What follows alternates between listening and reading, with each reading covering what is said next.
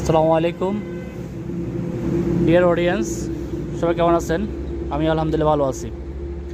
আজকে আপনাদের সামনে আমি যারা হার্ডওয়্যার ব্যবসা করেন তাদেরকে নিয়ে আমি একটা কথা বলতে যাচ্ছি। সেটা হচ্ছে, যারা 4 ইঞ্চি পাইপ সেল করেন, অত 4 ইঞ্চি না, 4, 6, 2, 1.5 যাই সেল করেন না কেন,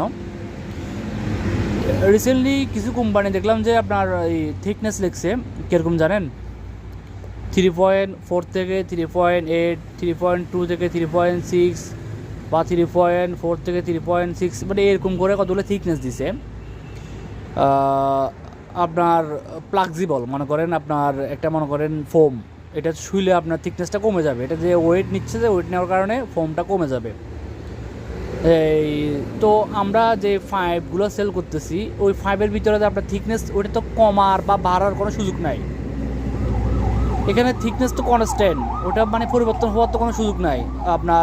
আপনি হিট দিলেন, এটা বাড়বে, হিট না দিলে কমে যাবে, শীতকাল আসলে কমে যাবে, গরমকাল আসলে বাড়ে যাবে। এটা তো এই জন্য কোনো সিস্টেমই নাই। তো কোম্পানি আসলে কী জন্য এই থিকনেসটা এমন দিল? এটা কাকে ঠকানোর জন্য দিল? কাস্টমারকে ঠকাবে, নাকি দোকানদারকে ঠকাবে, নাকি কাকে ঠকাবে? মানে কাকে লাভ করার জন্য এটা দিচ্ছে? দোকানদারকে এটা দিয়ে কাস্টমার থেকে টাকা বেশি নিতে পারবে?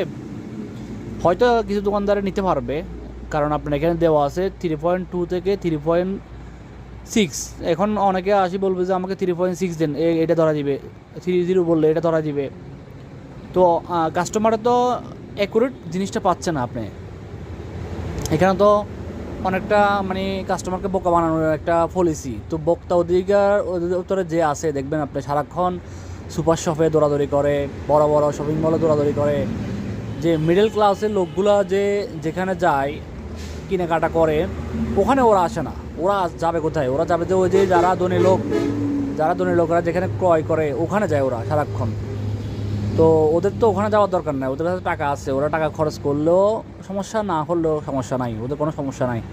সমস্যা হচ্ছে যে যারা মানে ডে বাই ডে ইনকাম করে খায়, মানে মিডল ক্লাসের লোকগুলা, ওরা কোথা থেকে বাজার করে, ওদের যে প্রয়োজন ওগুলো দেখার দরকার। ওগুলো না দেখে ওরা কি করে, সারাক্ষণ ওখানে দৌড়াদৌড়ি করে। এখন মিডল ক্লাসের লোকগুলো যারা একটা সারা জীবনের স্বপ্ন, বিদেশ থাকে স্বপ্ন নিয়ে একটা বাড়ি করবে, এই বাড়ি করতে আসলে ওদের কত ভোগান্তি দেখেন। রডের মধ্যে, সিমেন্টের মধ্যে, তারপর হচ্ছে যে পাইপ ফিল্টারের এই যে ট্যাঙ্কের ভিতরে। তো এগুলো আসলে দেখার মতো কেউ নাই। এগুলা আমরা যারা ব্যবসা করি আমরা মোটামুটি বুঝি। আমরা কাস্টমারকে বলে দিই যে আসলে আপনি এটা নিলে এই সমস্যা, এটা নিলে এই আপনার ভালো, মানে আপনার কম্পেয়ার করে আপনার মালটা নেন। আমরা আমাদের দোকানে আছে বলে আমরা ওটা কাস্টমারকে দিয়ে দিব বা লাভ করে ফেলবো, আমরা এরকম করি না। এটা বোঝানোর চেষ্টা করি কাস্টমারকে। তো অনেকে বুঝে না, হয়তো নিয়ে ফেলে, অনেকে বুঝে, ওই জন্য দেখে শুনে মালগুলো ক্রয় করে। তো আমি এটা মানে সবাইকে বোঝানোর জন্য জিনিসটা একটু ব্যাখ্যা করলাম আর কি। সবাইকে ধন্যবাদ।